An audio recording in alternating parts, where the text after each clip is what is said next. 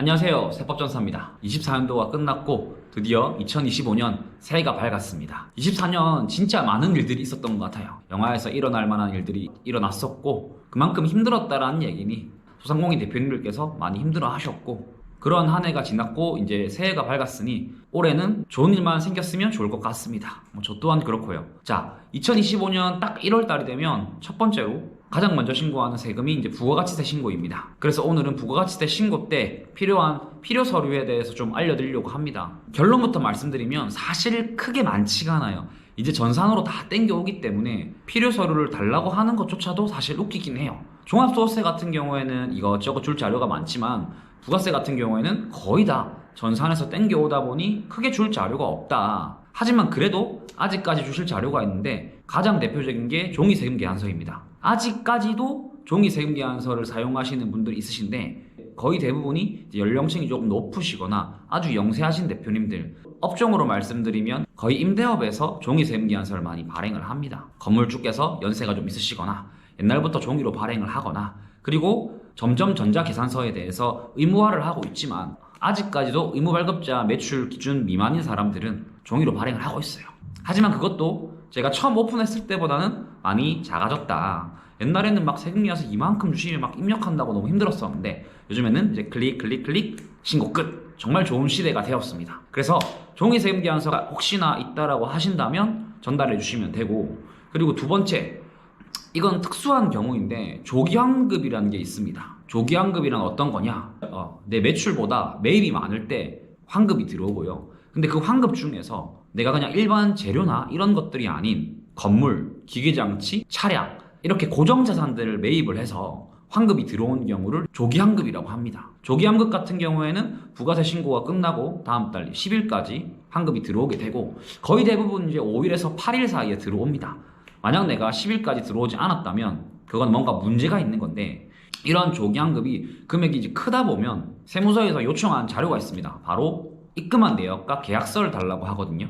근데 계약서 없이 진행하는 경우도 있어요. 계약서가 없는 경우에는 연락해서 계약서를 지금이라도 만들어 달라고 하면 만들어 주실 거고 입금한 내역은 이게 가장 중요한데 내 통장에서 꼭 입금을 하셔야 돼요. 뭐 뜬금없이 엄마 통장, 남편 통장 이렇게 되는데 남편 것까지야 세무서에서 뭐 어느 정도 넘어갑니다. 근데 만약에 엄마 통장, 아빠 통장에서 나갔다 실질적으로 보면 이게 증여가 돼버리거든요. 그래서 증여세 한도 기준 이상이었으면 증여세적인 문제가 생길 수 있으니 내 통장으로 받아서 입금을 하셔야지 부모님 통장에서 바로 나가는 경우에는 큰일 납니다. 그래서 조기환급이 만약에 있는 경우에는 계약서와 입금 내역을 제출하셔야 됩니다. 그리고 다음으로 이제 우리가 코로나 때 워낙 비대면이 많아지다 보니 배달의 민족, 요기요 그리고 쇼핑도 직접 가서 하는 것보다 인터넷으로 구매하는 경우가 더 많아졌습니다. 자, 그러다 보니 이러한 플랫폼 매출들은 내가 직접 매출을 발생시키는 것도 있지만 그 해당 본사에서 대행을 해가지고 매출을 전달해주는 경우가 있어요. 대표적으로 이제 배달의 민족을 볼 수 있는데 배달의 민족 같은 경우에는 내가 매출을 발행을 한다 하더라도 매출이 배달의 민족으로 갔다가 나한테 다시 오는 거죠. 그러니까 단지 전달의 역할을 하면서 수수료만 먹는 업체가 바로 이러한 플랫폼들입니다. 자, 근데 이러한 플랫폼들을 세무서에서 매출을 다 땡겨오지 못했었어요. 왜냐하면 갑작스럽게 생기다 보니 세무서에서는 그러한 부분을 땡겨오기 위한 시스템을 또 구축을 해야 됐었고 또한 매출도 이게 카드 매출이냐 현금 매출이냐 뭐 이러한 구분을 하는데 초창기에는 여러 가지 의견들이 있었습니다. 지금은 어느 정도 확립이 되었고 새로운 플랫폼이 생긴다 하더라도 거기에 맞게 매출 신고를 하면 되지만 플랫폼들이 계속 생기다 보니 세무서에서는 그러한 것들을 구축하는데 조금 시간이 걸린다. 지금은 이제 배달의 민족, 요기요, 쿠팡이츠 같은 대표적인 것들은 땡겨오지만 저는 이것도 웃겼어요. 땡겨요? 제일 최근에 생긴 것 같은데 뭐 신한은행에선가 만들었다라고 하더라고요. 이제 은행도 이러한 플랫폼 사업에 뛰어들고 있는 것 같긴 해요. 무튼 이렇게 추가적으로 계속 발생이 되지만 세무서에서 따라가는 것보다 생기는 게 더 빠르다 보니 약간의 갭 차이는 있습니다.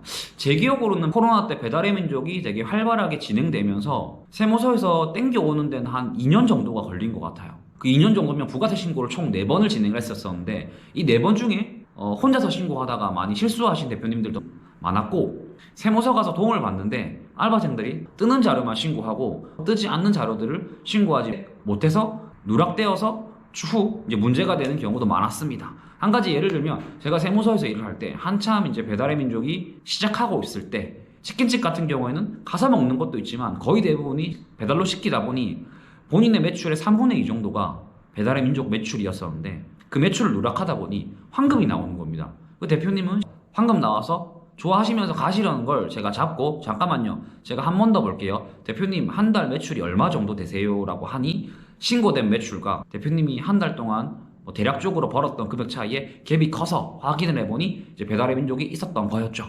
만약 그때 그분이 그냥 가셨더라고 하면 환급도 나오지 않았겠지만 거기에 대한 가산세도 많이 냈을 거라 생각이 듭니다. 그리고 쇼핑몰들이 정말 많이 생겼죠. 이런 쇼핑몰도 대행사들이 있는데 그 대행사마다 매출 신고하는 게 다르고, 그리고 오히려 음식 플랫폼보다 쇼핑몰 플랫폼들이 훨씬 더 많기 때문에 진짜 머리 아파요. 그리고 대표님들이 피지사를 여러 개 쓰는 경우에는 본인도 어디서 돈이 들어오는지 모르는 경우가 많습니다. 저희가 통장 내역이랑 국세청에 뜨는 자료와 뭐 이것저것 취합해가지고 억지로 신고를 하긴 하는데 사실 이게 쉽지 않다. 저희 입장에서는 피지사를 한두 개만 썼으면 좋을 것 같은데 대표님들 입장에서는 소비자들이 결제하는 방식이 워낙 다양하다 보니 뭐 카카오페이, 토스, 뭐 계좌이체, 신용카드, 현금 영수증, 그리고 네이버페이 뭐 엄청 많죠. 저도 이제 나이가 드니까 이제 쓰는 것만 쓰게 되는데 요즘 젊은 세대들은 정말 많은 결제 방법으로 결제를 하는 것 같습니다. 이러한 플랫폼들은 국세청에 땡겨 와지지만 혹시 모르니 세금 신고할 때 세무사한테 사이트 아이디 비밀번호를 주시고 확인해달라고 요청을 하셔야 돼요. 저희 같은 경우에는 신고하기 전에 업체 대표님들 다 아이디 비밀번호 받아서 국세청 자료와 우리가 보는 자료와 매칭시켜가지고 차이가 거의 없게 신고를 진행을 하고 있습니다. 자, 이렇게 오늘 부가가치세 신고 시 필요 서류에 대해서 알아보았는데 사실 본인의 업종에 맞게 필요 서류는 조금씩 다 다릅니다. 제가 오늘 말씀드린 영상은 가장 대표적으로 거의 80% 정도는 이 정도 선에서 신고가 가능하고 나머지 20%들은 본인의 업종에 맞게 필요 서류들을 제출하셔가지고 신고를 하셔야 돼요. 자, 그리고 마지막으로 제가 말씀드릴 거, 부가가치세 신고하는 방법에는 3가지가 있습니다. 본인이 신고하는 거, 세무서 가서 신고하는 거, 세무사한테 맡기는 거. 가장 위험한 게 세무서 가서 신고하시는 겁니다. 세무서 가면 공짜로 해주지만 그 신고해주는 사람들은 알바생들이에요. 그렇다고 그 알바생들이 세금 쪽 관련된 전공의 알바생들이냐? 그것도 아닙니다. 그냥 뭐 임의로 추출해가지고 거기서 잠시 교육을 하고 그렇게 신고가 들어가는 거기 때문에 정말 많은 실수들이 생깁니다. 그 알바생들 교육을 제가 4년 정도 진행을 했었는데 항상 마지막 날 오면 세무사님 큰일 났어요, 앞전에 신고했던 분 다 틀리게 신고했습니다 라는 말을 합니다. 저는 이렇게 얘기하죠. 괜찮아, 너희 잘못 아니야. 세무서 가서 신고하는 것들의 모든 책임은 본인에게 있습니다. 그 알바생들의 잘못이 아닙니다. 그리고 그 알바생들 찾아가봤자 알바 끝나고 나면 집에 갔지 없어요. 근데 반대로 민원들 입장에서는 아니 나라에서 운영하는 세무서 가서 신고를 진행을 했는데 너희가 잘못해가지고 내가 내는 벌금이 이게 말이 안 된다라고 생각할 수 있어요. 단지 신고에 대한 부분을 자료를 취합해서 접수만 해줄 뿐 거기에 대한 판단은 다 본인이 하셔야 됩니다. 근데 판단 자체가 사실 쉽지가 않죠. 그래서 가장 위험한 신고가 세무서 가서 신고하는 겁니다. 만약에 내가 그래도 세무서를 가겠다라고 하시면 24일이나 25일날 가세요.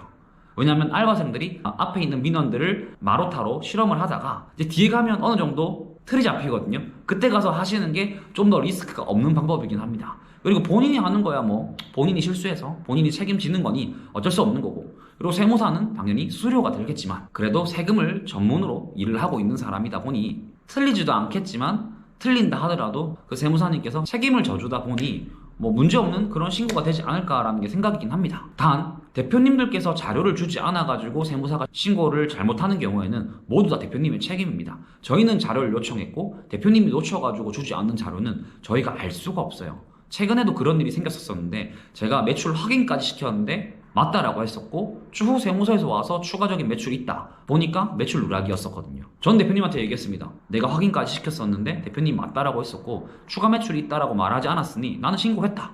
그러니 문제가 없다. 자, 오늘 부가치세 신고 시 필요 서류에 대해서 알아보았는데 1월 최대한 부가세를 적게 내는 그런 스타트 좋은 1월달이 되었으면 좋을 것 같습니다. 지금까지 영상 봐주셔서 감사하고 다음번에는 다른 영상으로 찾아오도록 하겠습니다. 감사합니다.